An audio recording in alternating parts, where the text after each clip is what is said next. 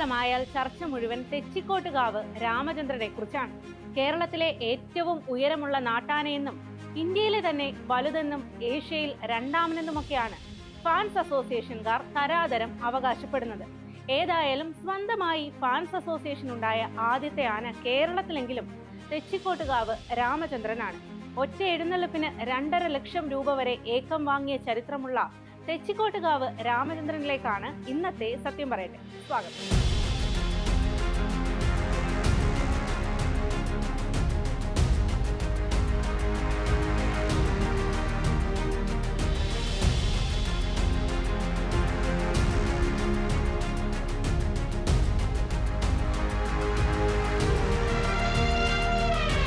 സംഘമായി മുറുക്കിക്കൊണ്ടിരിക്കും ചിലർ ചൊൽവു, തങ്ങളിൽ കുറുമ്പനാണ നടുക്കെഴും കൊമ്പൻ. സഹ്യന്റെ മകൻ എന്ന കവിതയിൽ വൈലോപ്പിള്ളി എഴുതിയതുപോലെയാണ് തെച്ചിക്കോട്ടുകാവ് രാമചന്ദ്രന്റെയും ജീവിതം.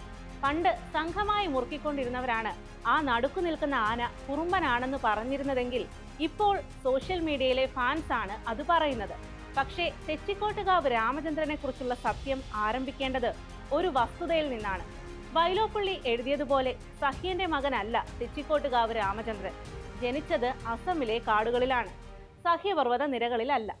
1964 ജനിച്ച ആന എന്നാണ് തെച്ചിക്കോട്ടുകാവ് രാമചന്ദ്രനെ കുറിച്ചുള്ള രേഖകൾ. ആ കണക്ക് ശരിയാണെങ്കിൽ ഇപ്പോൾ വയസ്സ് 61. അസമിലെ കാടുകളിൽ ജനിച്ച ആനയെ കുഴിയിൽ വീഴിച്ചു പിടിച്ചതാണ്. അവിടെ നിന്ന് ബീഹാറിലെ സോനാപൂർ മേളയിലേക്ക് എത്തിച്ചു. ചന്ദ്രഗുപ്ത മൗര്യൻ സൈന്യത്തിലേക്ക് ആനയെ വാങ്ങാൻ ആരംഭിച്ചതാണ് മേള എന്നാണ് സങ്കല്പം.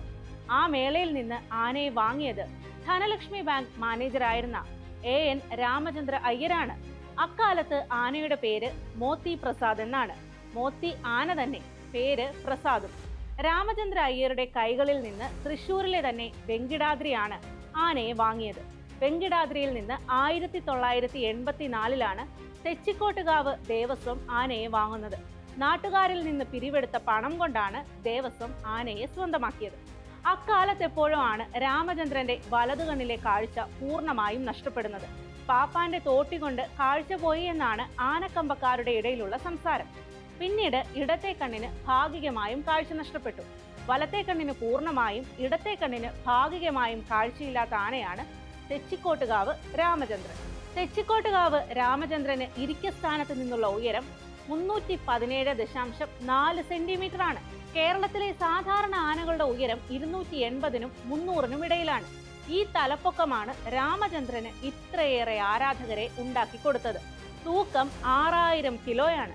കൊമ്പുകൾക്ക് രണ്ടിനും 75 സെന്റിമീറ്റർ വീതം നീളമുണ്ട്. ലക്ഷണമൊത്ത 18 നഖങ്ങളും രാമചന്ദ്രനുണ്ട്. വാലിന്റെ നീളവും തുമ്പിക്കൈയുടെ നീളവും ചെവിയുടെ വലിപ്പവുമെല്ലാം വിവിധ ലക്ഷണശാസ്ത്രങ്ങളോട് ഒത്തുപോകുന്നതാണ്. ഇത്രയും ലക്ഷണമൊത്ത രാമചന്ദ്രന് 50,000 രൂപ വരെയായിരുന്നു സാധാരണ എഴുന്നള്ളത്തിനുള്ള ഏക്കം.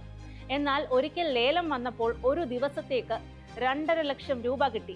ഗുരുവായൂർ പത്മനാഭന് കിട്ടിയ 2,11,000 ആയിരുന്നു അതുവരെ ഉണ്ടായിരുന്ന ഏറ്റവും വലിയ ഏക്കം. അതാണ് രാമചന്ദ്രൻ മറികടന്നത്. ആരാധിക്കുന്നവരുടെ ഫേസ്ബുക്ക് പോസ്റ്റുകളിൽ ഇത്തരം വിവരങ്ങളാണുള്ളതെങ്കിലും അത് മാത്രമല്ല തെച്ചിക്കോട്ടുകാവ് രാമചന്ദ്രൻ. വനം വകുപ്പിന്റെ രേഖകളിൽ 6 പാപ്പാന്മാർ അടക്കം 13 മനുഷ്യരെ കൊന്ന ആനയാണ്. ഇതുകൂടാതെ പാപ്പാനായിരുന്ന ഇടുക്കി സ്വദേശി ഷിബു ആനയുടെ മുന്നിൽ വന്ന് വിഷം കഴിച്ചു മരിച്ച ചരിത്രവുമുണ്ട്. തിരുവമ്പാടി ചന്ദ്രശേഖരൻ എന്ന ആനയെ കുത്തിയതാണ് തെച്ചിക്കോട്ടുകാവ് രാമചന്ദ്രനെതിരായ വലിയ കേസ്. ഉത്സവത്തിന് കൂട്ടാനകളായി എഴുന്നള്ളിച്ചപ്പോഴായിരുന്നു ഇടഞ്ഞത്. പരിക്കേറ്റ തിരുവമ്പാടി ചന്ദ്രശേഖരൻ ചികിത്സയിലിരിക്കെ ചരിഞ്ഞു. 6 പാപ്പാന്മാരെ കൊന്നു എന്ന പേരിനൊപ്പം അതോടെ കൂട്ടാന കുത്തുകാരൻ എന്ന പേരും വീണു. ഇതുകൂടാതെ 6 സ്ത്രീകളും പാപ്പാന്മാരല്ലാത്ത 2 പുരുഷന്മാരും ഒരു 12കാരനും രാമചന്ദ്രന്റെ കലിയിൽ കൊല്ലപ്പെട്ടിട്ടുണ്ട്. തൃശൂർ കാട്ടക്കാമ്പാൽ ക്ഷേത്രത്തിൽ ഇടഞ്ഞപ്പോഴാണ് 12കാരൻ കൊല്ലപ്പെട്ടത്. പെരുമ്പാവൂർ കൂട്ടുമടം തൈപ്പൂയത്തിനിടഞ്ഞപ്പോഴാണ് 3 സ്ത്രീകൾ കൊല്ലപ്പെട്ടത്. ഇടുക്കി സ്വദേശിയായ ആനക്കാരൻ ഷിബു വിഷം കഴിച്ചു മരിച്ചത് വലിയൊരു കേസിന് പിന്നാലെയാണ്. ആനയ്ക്കുള്ള ചോറ് ഉരുട്ടുന്നതിനിടെ ബ്ലേഡുകൾ കണ്ടെത്തി. ആനയെ കൊല്ലാൻ ചോറിൽ ആരോ ബ്ലേഡ് തിരുകി എന്നായിരുന്നു പരാതി. ഈ കേസിൽ അന്വേഷണം നടക്കുന്നതിനിടെയാണ് പാപ്പാൻ ഷിബു ആനയ്ക്ക് മുന്നിൽ വന്നു നിന്ന് വിഷം കഴിച്ചു മരിച്ചത്. ആന വ്യവഹാരത്തിലെ ഏറ്റവും താരമൂല്യമുള്ള പേര് ഇന്ന് തെച്ചിക്കോട്ടുകാവ് രാമചന്ദ്രന്റേത് തന്നെയാണ്. എഴുന്നള്ളിക്കാൻ യോഗ്യനല്ല എന്ന് വനം വകുപ്പ് കണ്ടെത്തിയിട്ടും ആരാധകർ ബഹളം വെച്ച് എഴുന്നള്ളിച്ച ചരിത്രമുണ്ട്.